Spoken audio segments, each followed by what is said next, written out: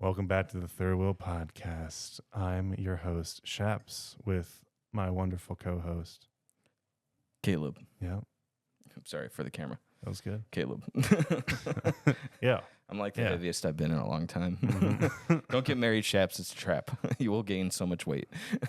Yeah. There's no reason to stay fit anymore. She already loves me. That's what I'm saying. Like all that gym bro stuff, all Mhm. the tattoos, all the guitar lessons, it's all just to attract a mate, and then you're done. Like why? Yeah, Like, you did say that. You were on the record for that.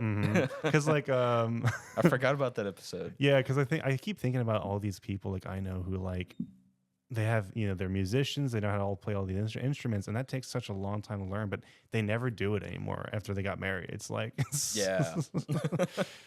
it's so funny.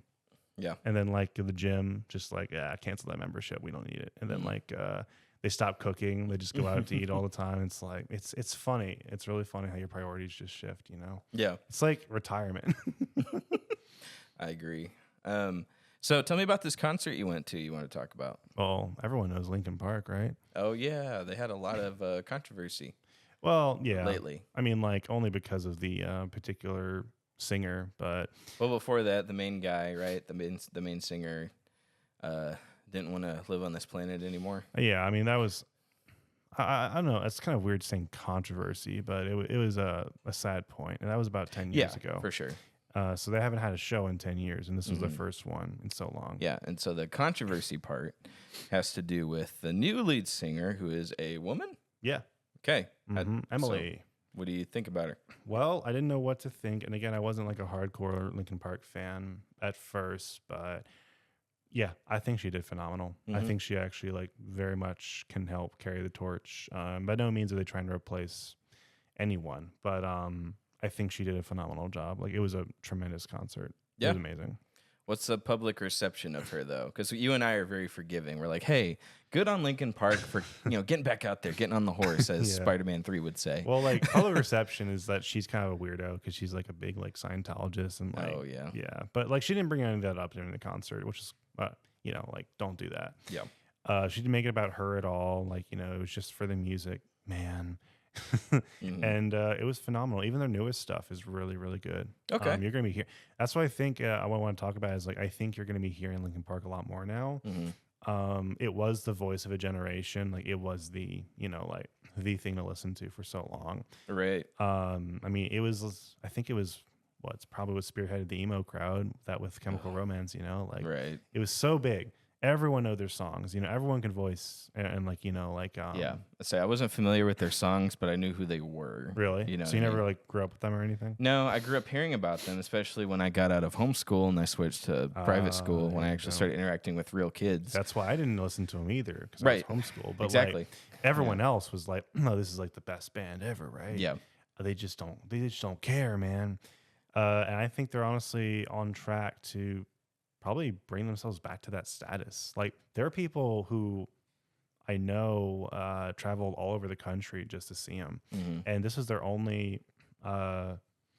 Arlington was their only city, or second. It was only there were only 2 cities in America that they were going to do this concert for. Everywhere else is around the world, so it's a big thing. Yeah. So yeah, it was a huge honor to go, and Bad Omens was there too. Love Bad Omens. So, but they were very heavy metal, so I was like it was very weird putting them together, but yeah, fantastic. I just I don't know. I just wanted to kind of go over like my history with Linkin Park, or maybe your history with Linkin Park, and just kind of see like talk about certain bands and musicians that sort of like lead a generation. Like I just know so many people who like that changed their lives, and that music changed their lives, and then like it was such a tragic loss for the lead singer to do that to himself. Well, let me start then. I have not heard a single Linkin Park song. That's not true. Not a one. There's no Like way. I'm sure it's come up in movies, right? And I mean, like, it would just be like, oh, okay, or like maybe I've heard it on Like you've never the heard, Walmart intercom. You've never ever heard In the End. Nope. I don't. But if you played it, I'd be like, okay, I recognize that song, but I was never like, oh, Linkin Park. You know Really? what I'm saying? Okay. Yeah. Okay. When I hear about something that's already been established for so long, now it's different when it's talking like movies, like, oh, you need to see this movie. It's a classic. That's different. But when it's a trending band, when it's a trending show, I usually get to it way after the fact. You know what I mean? So that's how I am with movies. Yeah. But bands I usually try to stay up to snuff with. But that's interesting. Well, I had so many periods in my life too with music where in my house growing up, it was like you have to only listen to Christian music. Right. That was it. So I mean, God, one time I tried to put on XM Kids. You know, if y'all are familiar with XM radio. There's a channel for kids where they played, I Like to Move It from Madagascar. Or because that's the only song they have. Yeah, that's it, just that one. But like all the kids' songs, like my mom screamed at me one time when I put it on without asking her, and she changed it and was just screaming at me. It's just so. I mean, and that continued pretty much until high school. So in high school, I was trying to make the conscious choice to only listen to Christian music, like my parents taught me. You know what I mean? It's like, and so whenever people came up and say, "Did you hear about this music?" I was like, "No, sorry, too secular for me." And I don't know, like, yes, I was annoying. That's dumb. I wish I had, but that's just how I grew up. Sure. So I missed so much. I got to Maroon 5 by the time their 5th album came out. You know what I mean? And I love I had to go back and start from the beginning and just listen to all their stuff. Yeah. I didn't get into My Chemical Romance until college. Right. It's like, I don't know. So I'm at a big, extreme disadvantage when it comes to music. So metal is making a pretty big comeback right now. Like this modern metal where it's like way more like emotional and whiny rather than just like hard and gruff. Yeah. And like Linkin Park is like dipping into it a little bit. Okay. Are they screamo? No. Okay. It's emo. Just okay. Punk, emo, whatever you want to call it. Okay. But like that's pretty much what it is. But there are some songs that are classified as metal. And again, they went with Bad Omens was their opener, so I'm like, and Helmet was. Apparently, you know who Helmet is? It's a really, really old band from like 82 or something.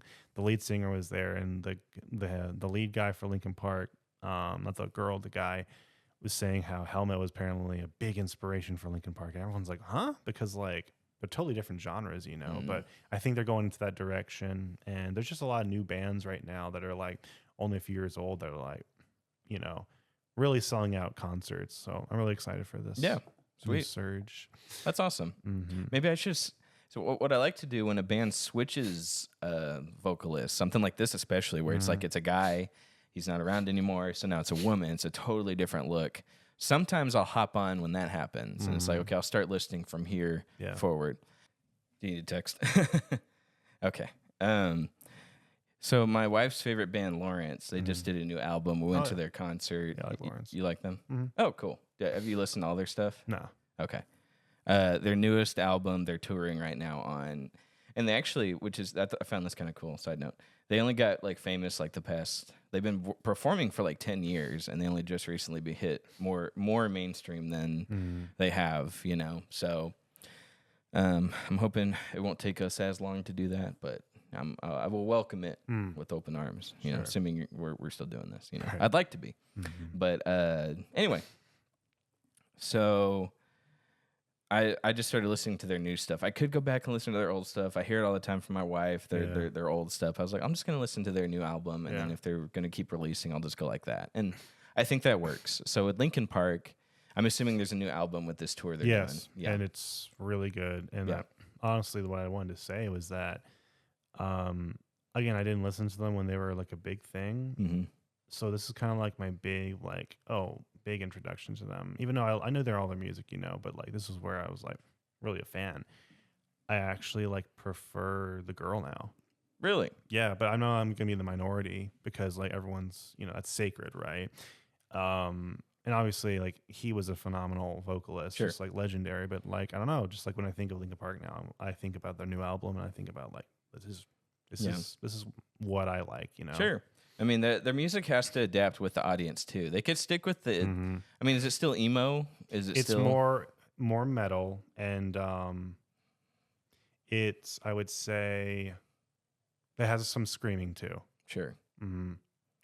There's something to be said about adapting with your audience, and I think that's what helped them stay so relevant, and why they can come back after probably you said around 10 years and still be able to cause a stir where people are talking about them or talking about the new thing they're trying and how their music has changed. Like that's how you stay relevant. That's how you keep your audience.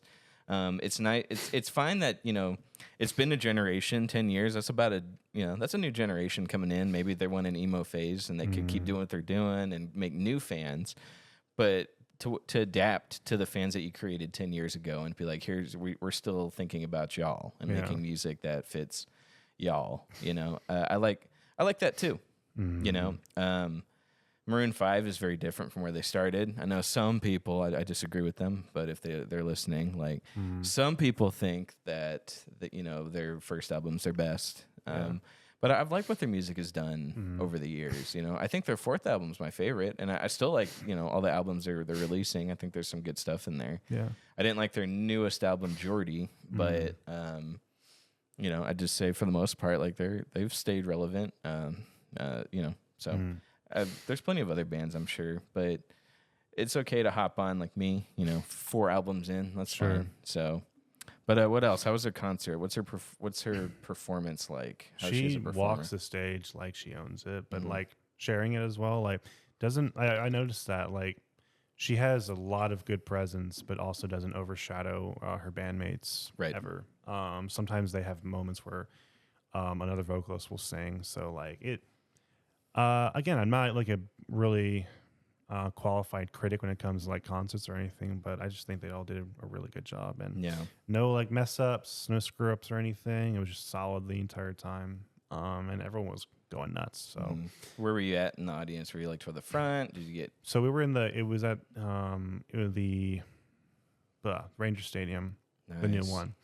And we were in like the bleachers, like the balcony, but like it was dead center. So we had like a dead center view of the whole arena. So it was pretty good like angle, but it wasn't great seating because we only got like one speaker and they had the net up. The baseball games have the net, they had the net up. So like half of our vision was obscured, which is just really stupid. I'm like, drop that thing. But no, it was really fun time. Okay, cool. For Lawrence, they have a decent sized audience, but they're not like huge where you can't. Their their super VIP tickets were $300 like total. So wow, that's cheap. Yeah.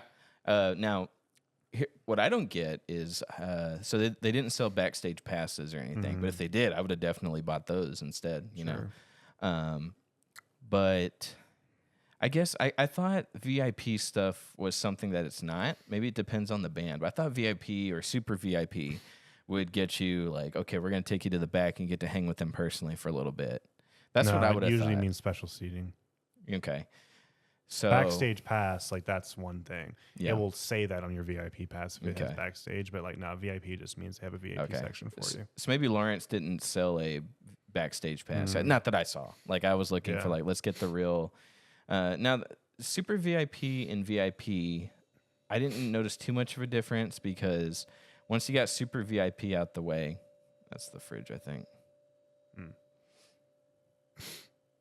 Lots of distractions. No, because you did the super VIP show first. It was about another 30 minutes before the VIP show. And they make you all get out the way, and then you come back in with the VIP after they do their super VIP. Once that's done, then they mix you in with the VIP. So I was like, we still didn't get the best seating. My wife did. I got her in the front. And then after that, I had to stand behind her because somebody else jacked the spot next to her. I was like, dang it. So that was up. I was standing the whole time.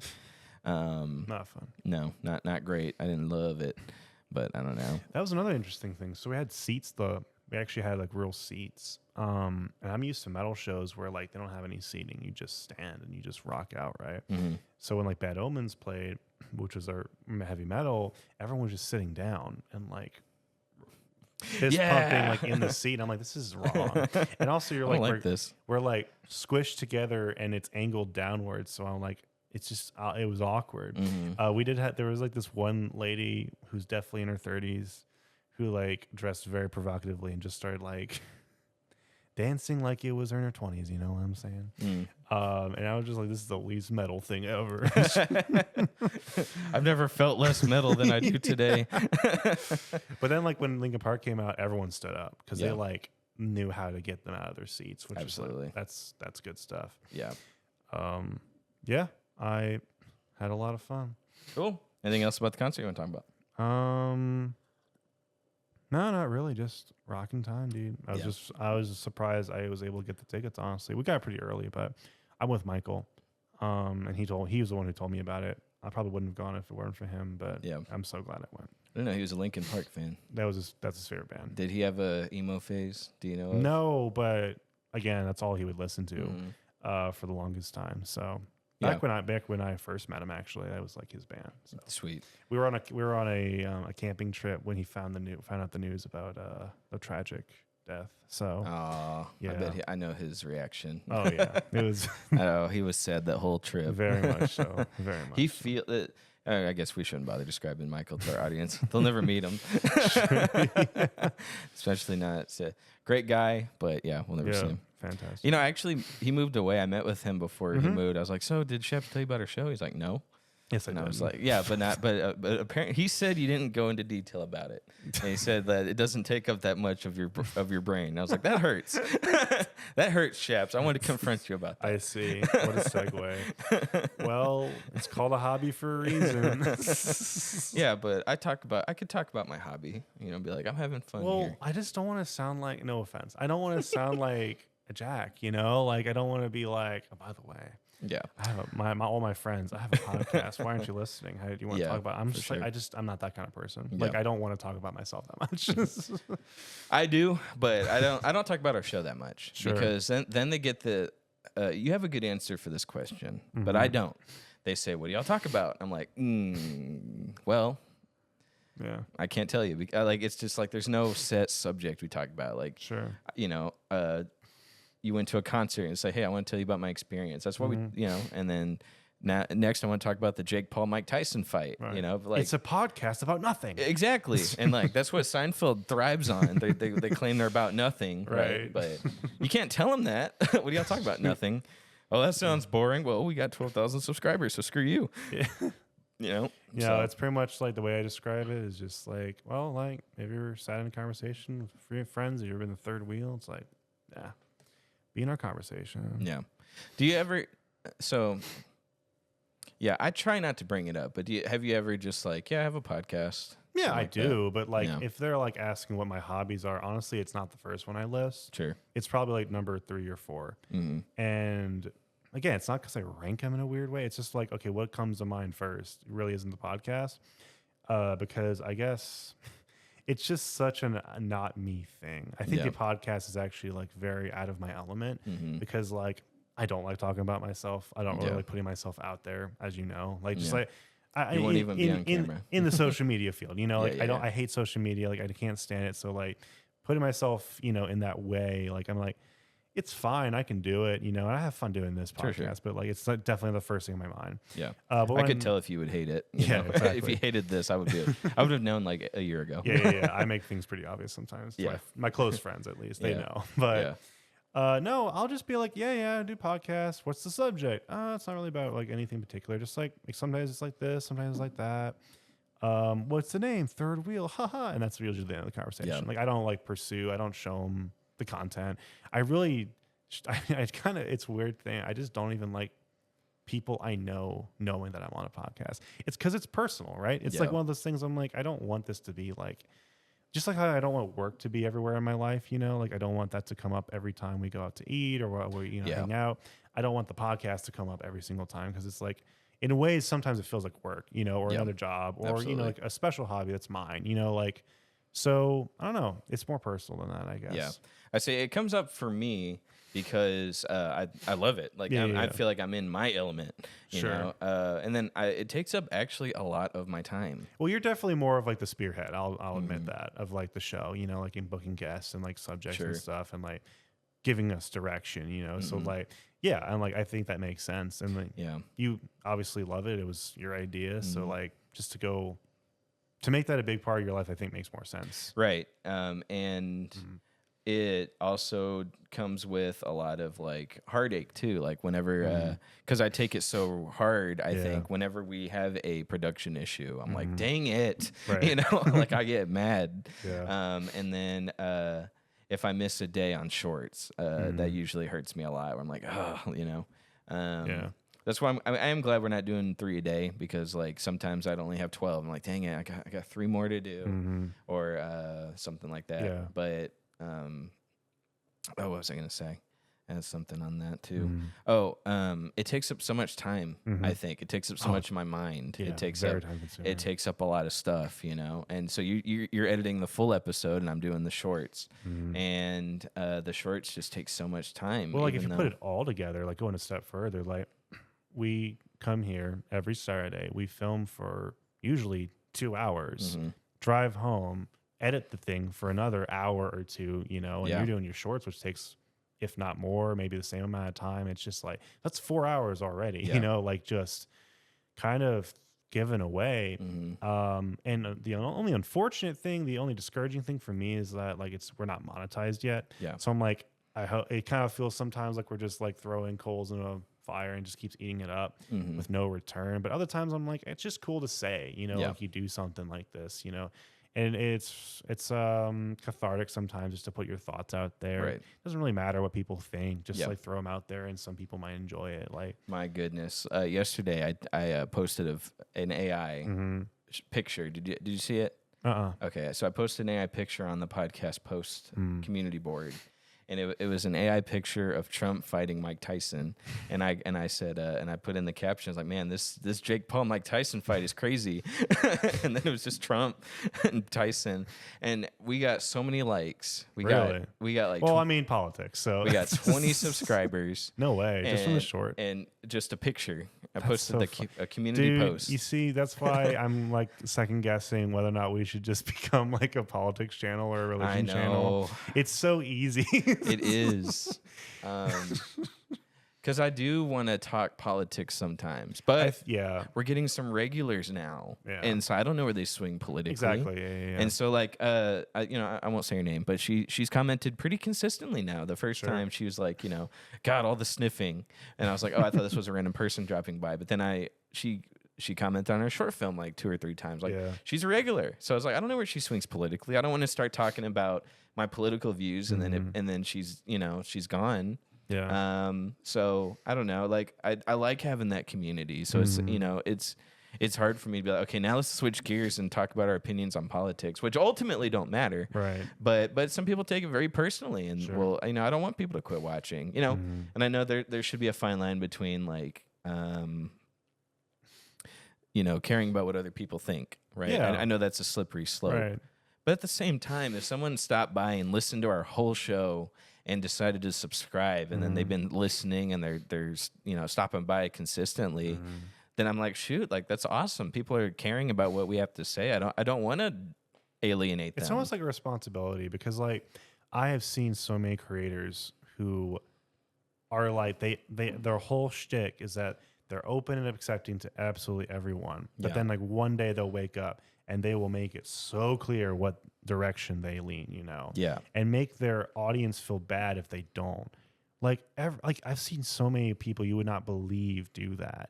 It's always like sat wrong with me, left or right. I hate it when they do that, because it is alienating. Absolutely. It's almost like when Eminem said, "I'm drawing a line in the sand." It's like people made fun of him for it, because it's like, why would you do that, you idiot? Like that's like half your fan base, right? Like why would you? Why is that? Why do you think that matters at all? Yeah. You're not going after the people you're mad at. You're going after people who are your fans, who were actually like people who were supporting you. Exactly. So it's like, what's the gain there? Yeah. And like sometimes we'll talk about economical stuff. We'll talk about California and how crazy it is over there. And like, objective. That is stuff, right, but that is a right-leaning stance to take. California is insane. Gavin Newsom's crazy. Sure. They're gonna run out of money here in the next 2 years if they keep doing what they're doing. But I said, it's weird. Like you can't even admit that. Okay, the presidential election, that was an amazing comeback. I don't care which way you stand. Sure. Amazing comeback if you think of everything. But just by saying that is automatically attributed to right leaning, which I hate. Because it's like you can't just objectively say, "Wow, that was crazy." You want to know what I want to talk about? That's crazy.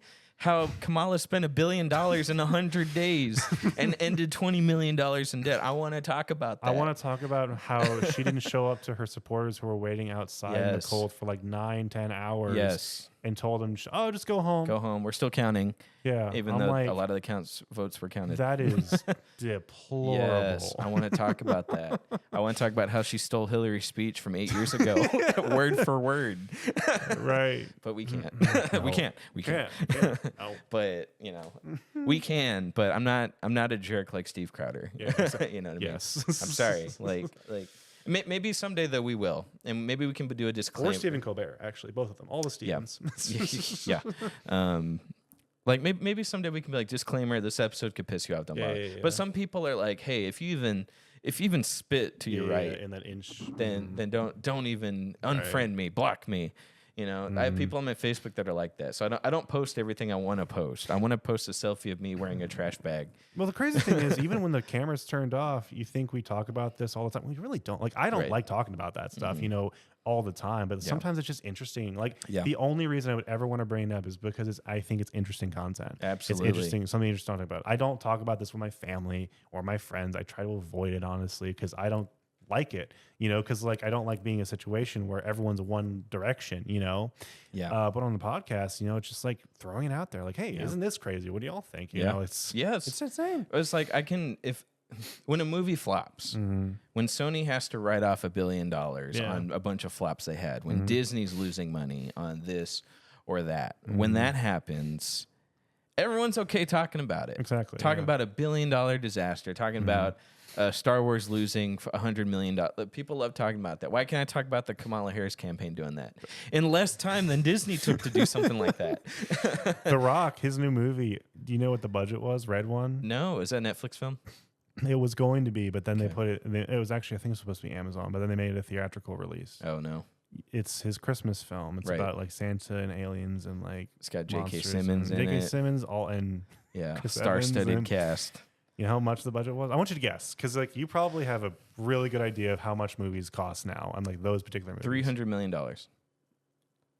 Actually, too high. You're a little too high. It's $250. Okay, but not honestly that far off. Right. It's $250. $300 million is what Justice League cost. $300 million. I'm like, I would only give that to like a Marvel movie. Like that's Disney money. But like this is The Rock. And Amazon. But $250 is high though. $250 is enormously high. That's a lot for a non-Disney that's an Avengers film. Yeah, for a non-Marvel film, that is extraordinarily high. And I don't think it's getting like super bad reception, but it's not going to make its money back by no means. And then did you see that thing where The Rock is like, Moise talked about it, I think, where The Rock apparently like watched Oppenheimer and got inspired to put in IMAX. Yeah. The Rock has the biggest freaking ego. Like he thinks. We've talked about Black Adam. Yeah. He tricked everyone at Warner Brothers into thinking my bald head will sell $1 billion worth of tickets. Yeah. And he kept running around saying that stupid line from the movie, the power hierarchy of the DC cinematic universe is about to change. He kept saying that. And he wasn't wrong. Yeah. Because after that movie came out, a lot of executives got fired. It goes to show, man, especially, dude, like after the Borderlands movie, after Red One, I think people have made it clear celebrities do not sell movies anymore. They used to. They used to all the time. Now they don't. And they don't swing elections. Yeah. Sorry. Oof, going back. Yeah. Nice segue back. Because yes. I'm like, what did you see on one particular side? Non-stop. How many celebrities they can get stacked up and how many concerts they can have. And like all this garbage. Oh, Taylor Swift. Like just that's not an. I ain't going to lie to you. When she I wasn't aware how much celebrities don't swing an election. Yeah. Until this one. But when I saw Taylor Swift, I was like, oh no, shoot, we could lose this. You know what I mean? She does have that army, dude. Yeah. No, because remember when they can't afford to go to her concerts. When Trump ran last time, so not the one against Hillary, right? Yeah. Do you remember that really cringy ad that Disney put out with all like the Marvel stars, like Scarlett Johansson, Chris Evans, and all of them, and they were talking about how you need to vote. And it was a very nice, like, whatever video, like celebrities telling you to vote. But at the very end, like, Scarlett Johansson says, like, do you really want a misogynistic blah, blah, blah, blah, blah to be running this country? I'm like, whoa. This was almost unbiased. This was almost a happy-go-lucky, like, nice video. Yeah, dude. Yeah. Can't stand celebrities. Oh my right. gosh, dude. the other thing I also can't stand is how everybody says, if the election goes this way, I'm going to move to Canada. And they never do. And they don't. And they don't. Now, the people that do follow through are the people that say I'm going to Mexico. So George Lopez and one other person I saw, I forget her name, but she's a celebrity. And they did go to Mexico. I was like, okay, look, some follow through. Hey. Yeah. But you got the Amy Schumers, you got the Miley Cyrus. But George Lopez probably had family there. It's cheating. I know. I know. He had probably a second home there anyway. He came back. He couldn't stay out. Yeah. He made his big exit, his big potty exit. And he was like, guys, can I be let back in? Yeah. The party seems really cool over here. Yeah, I know. But some follow through. I was like, that New Zealand, freaking Switzerland, but like nothing ever happens. And they got the money too. Like the celebrities have the money to do that. Some like every like young adult who's like, I'm gonna move to Canada or whatever, they don't have the money to do that. But like celebrities do, but it's just to make a statement, dude. It's just to push. And that's why they're all just tools, dude. All of them. And look, I listened to all the Rogan podcasts. Yeah. I heard Elon Musk say that if Kamala wins, we won't have a regular election ever again. And then I'm not gonna say his name or her name. Definitely not my brother. Yeah. But he was like, he really bought into that. Sure. And I was like, dude, you realize Oprah said the same thing. Like they all want to scare you. That is their job is to scare you. Where is Elon Musk? Yes. Oh, he has an entire branch of the government under him now. Yeah. Like, yes. It's no accident. No. Now, Joe Rogan endorsing, I've never seen him do that before. So that was pretty interesting. And actually, he wasn't a Trump fan 4 years ago. Yeah, exactly. But neither of them were. I don't even think I still don't think he is, because he wanted both sides to hop on his show. You know what I mean? Like he tried to be as least biased as possible, but nobody on Kamala's side would say yes. No, nobody would do it. And then they had all these conditions. Like I'm sure Trump had a couple conditions, right? And JD Vance as well. But obviously that was just like the right way to go, because like, dude, Joe Rogan, he just sneezes in a certain direction, everyone's gonna follow. It's not like Taylor Swift. Taylor Swift has her zealots, I get it, but like Joe Rogan, I don't know. It's just like he invented podcasts. Like everyone does that now. Everyone listens to them now. Like he's always tried to be super unbiased or in the middle with certain things. And if he has an opinion about something, he usually like.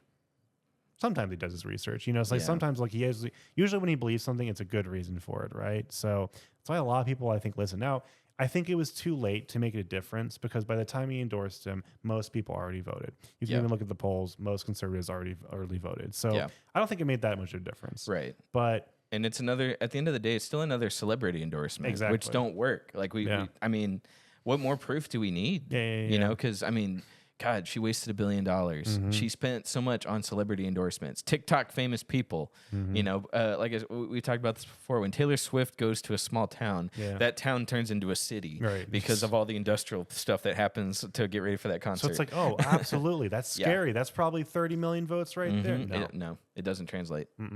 It's weird. It doesn't, but it doesn't. Like, I don't know why it doesn't work. It just doesn't.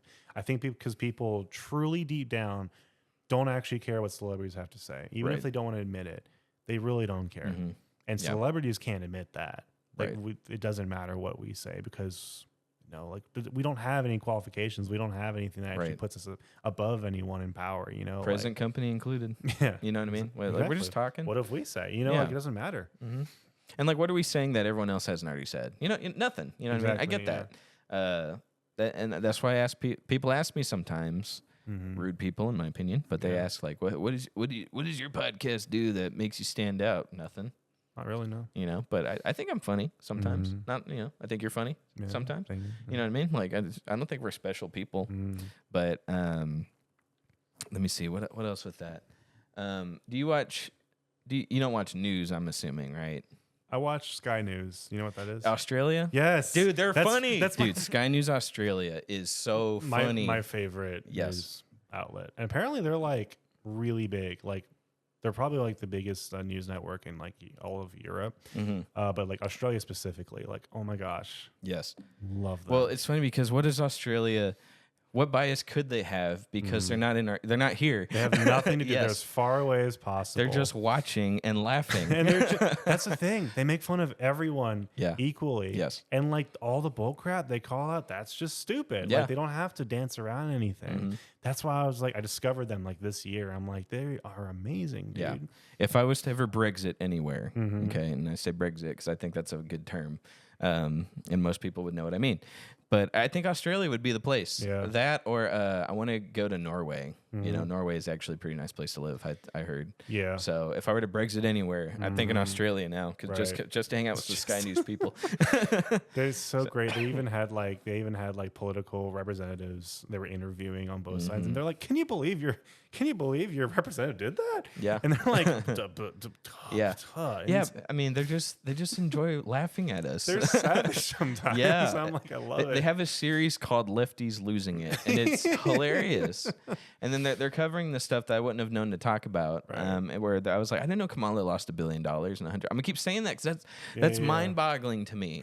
I couldn't spend $1 billion in 100 days, no matter how many Mr. Beast challenges I did, where he handed me a card with $1 billion and said, "You got 10 minutes to spend it." They ask real questions. Like there was like, again, that representative from the Democratic Party. They were like, "Hey, let me ask you a few questions." I can't do the accent, but they're like, do you think it was a good idea for Joe to drop out? Are you disappointed that Kamala was the one who do you think he would have a better chance if it wasn't Kamala, if it was someone else? And she's like, and they're like, well, come on. It's just, we just asked you a question.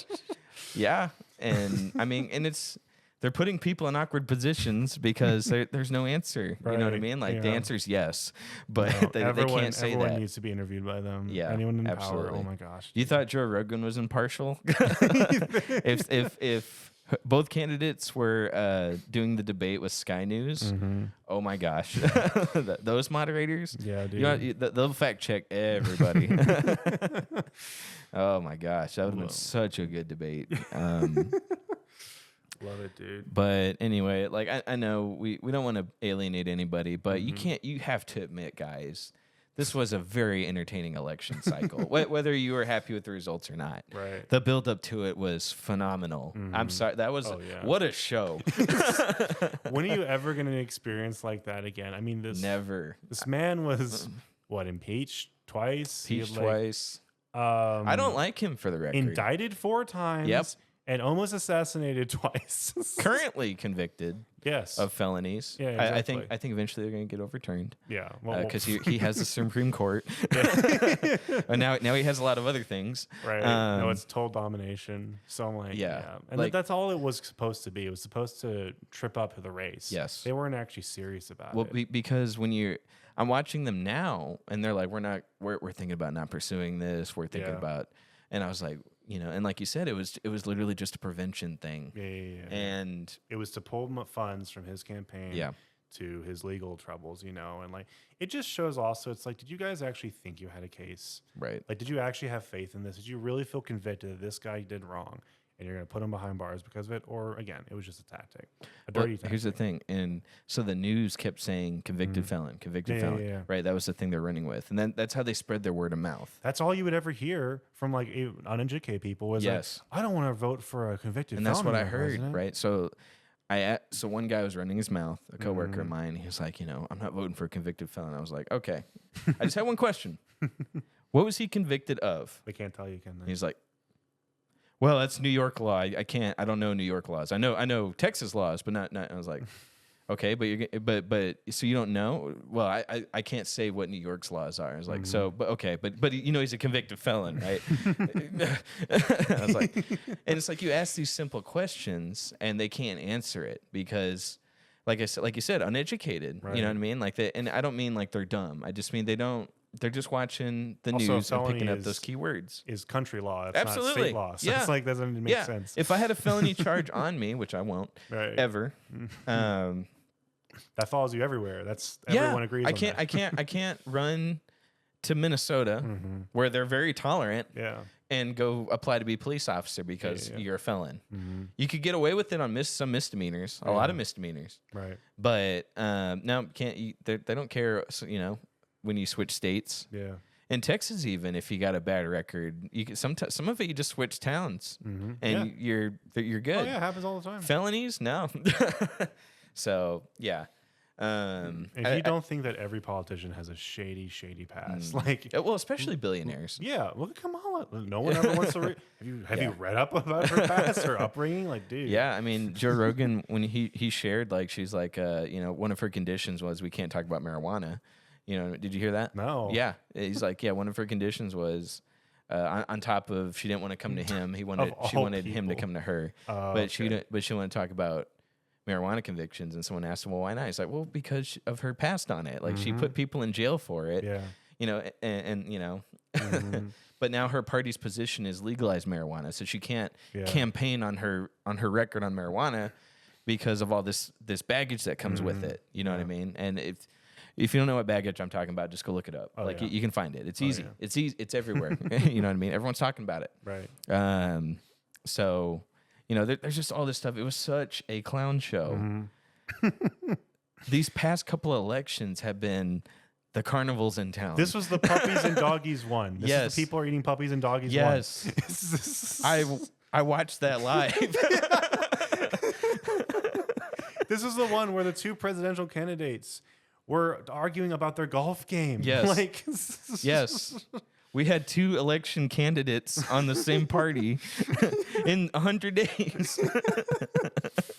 And I watched somebody say, like, well, how much do debates swing voters? How much do debates change minds? And somebody asked me that seriously, and I was like, are you kidding me?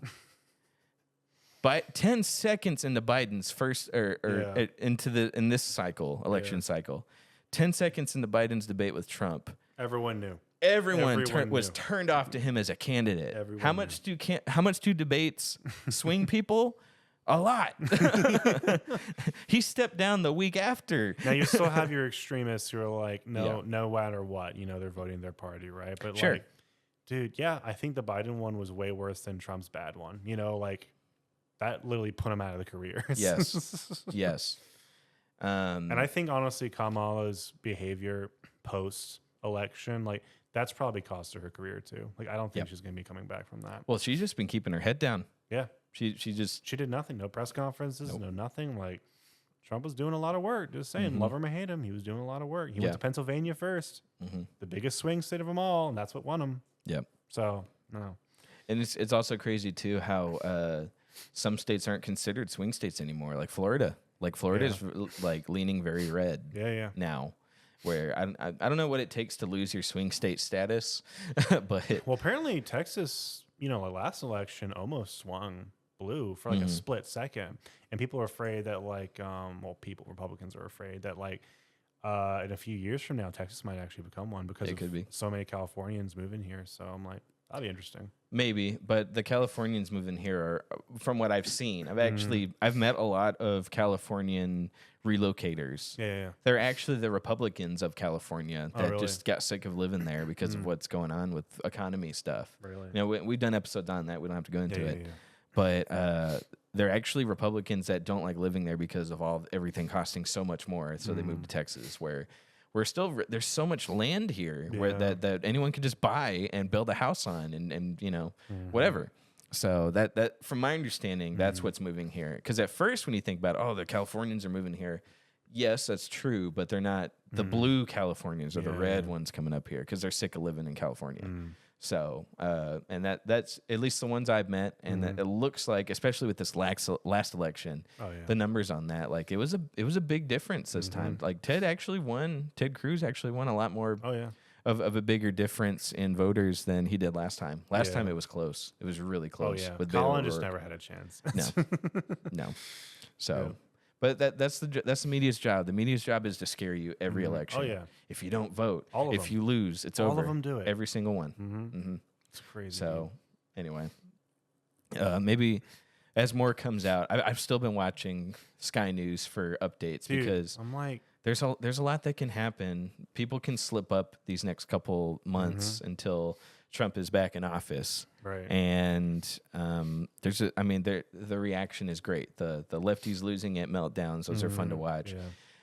But then everyone pointing fingers, Nancy Pelosi. Well, if Biden stepped down sooner, then we would have had a better They're candidate. just eating each other alive. Yes, like, yes. This is not a party. Dude. Jill Biden wearing red after the election I love day. that. I'm just like, this is such a joke party, dude. Have you seen whenever they did the Trump Biden press conference where he invited him to the White House? Yeah. I've never seen Biden so happy. He was just like smiling all together. And then like CNN tried to twist it. They were like, normally we would see like pleasantries exchange, but they just didn't have anything good to say. And it's like, no, they don't. But Right. like, I think Joe just hated Kamala that much for taking away, the never forget, like his wife hates her too, like for taking away the election. And you can see it when they sit together at these what was it, Veterans Day? It was like a Veterans Day parade, whatever that was. When they are forced to sit together, yes, none of them look happy to be next to each other. Yeah. No one's smiling. It is an awkward silence. And like, I'm laughing. I'm having the time of my life. Right. And everyone can see it. Yeah. Everybody We just have can to see it. pretend to ignore. Oh, look how great they look. Yeah, look how happy they are together. Yeah, so it's great. I love it. I'm gonna miss the I did that stickers. Yeah. I was reading when those were the most popular. That was during the Brandon phase, which died out sadly. And I'm sad we never got a follow up to the lady that's coined "Let's go Brandon." Let's go, Brandon. Nobody ever asked her. Did you ever watch the video where they're like, "Oh, where the meme comes from"? Did you ever watch it? Oh, absolutely. It sounds like they're cheering for their racer. I think maybe. Yeah, Hopefully, the cross fingers. She's like, "Let's go, Brandon." I mean, to her credit, that was quick thinking. Yeah. And I want someone to follow up with her and say, "Hey, was that an accident or did you mean to do that?" Because if it was an accident, that's funny. Yeah. But if she actually did intentionally mean to do that, what great thinking. Oh, yeah. They need to put her every time. Yeah, she needs to be like, she is damage control. Yeah, that's what I'm saying. Another thing no one's talking about. Oh, let me finish my thing on the stickers. Yeah. So the gas stations were complaining to news outlets that like, bro, we have to keep scraping these off, and I like this. I shouldn't have to do this, And it was funny. The stickers, I get it. It's funny. It makes sense. I get it. But at the same time, the minimum wage guys, I was like, come on, guys. Now it was funny. We get it, but these guys, it's not their job to be scraping off y'all's litter. You know what I mean? No, Joe Biden should be doing it. Heck yeah. So you said something no one's talking about? Yeah. Shoot. What was it? We're talking about Brandon. Yeah. Stickers. Shoot. What was it? Lady. Okay. That's Dang unfortunate. it. Yeah, I did lose it. And no one is talking about it, including me, because I forgot. It's unfortunate. It's too bad. It was freaking intercepted your brain. Yeah, it did. I wanted to finish the Brandon stickers. Well, shoot. Maybe we can come back to it. It's unfortunate. Yeah, let me think.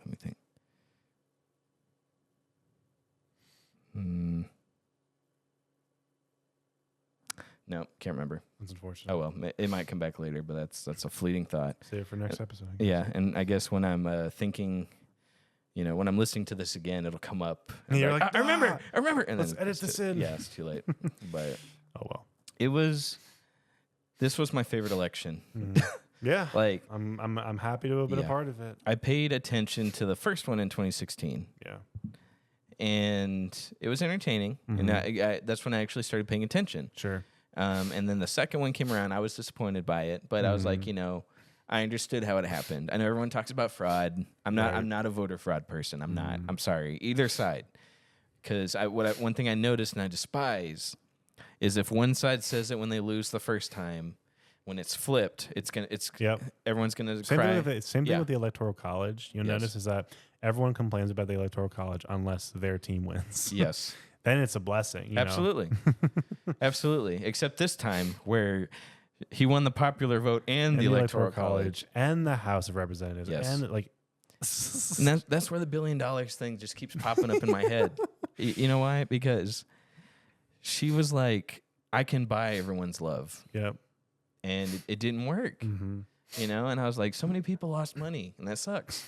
I feel bad for people that actually believed in it. Yeah. You know what I mean? Like I do. Like my heart goes out to y'all. I really do it. And like not everybody's crazy. Yeah. on either side of the party. You know what I mean? Not everyone's insane. Yeah.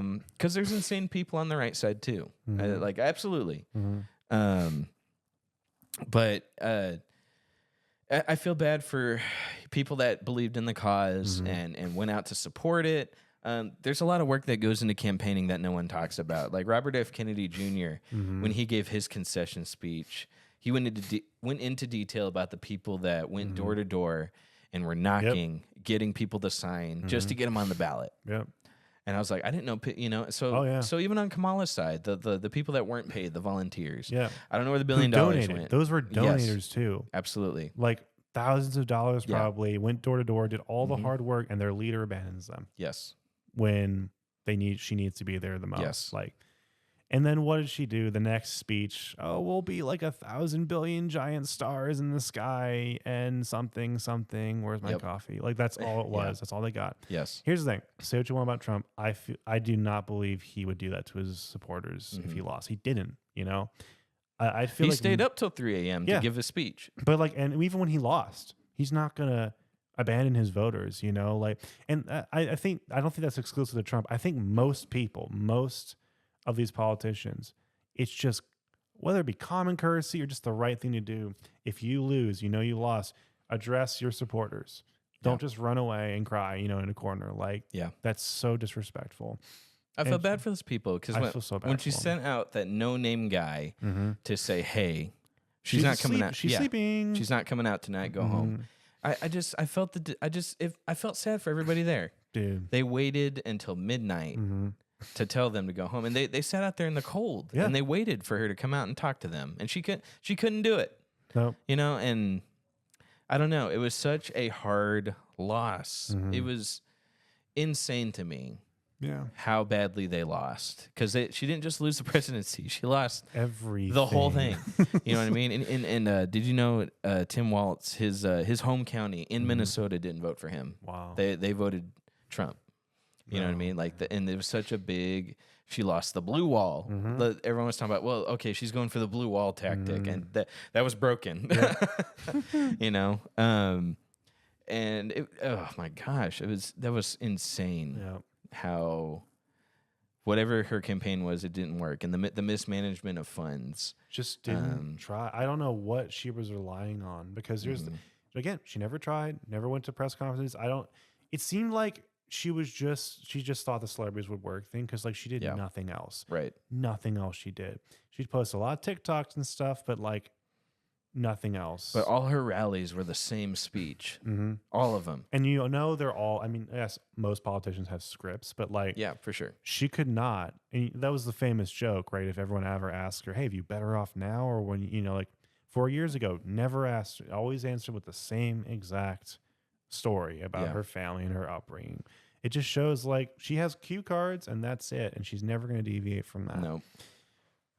So no.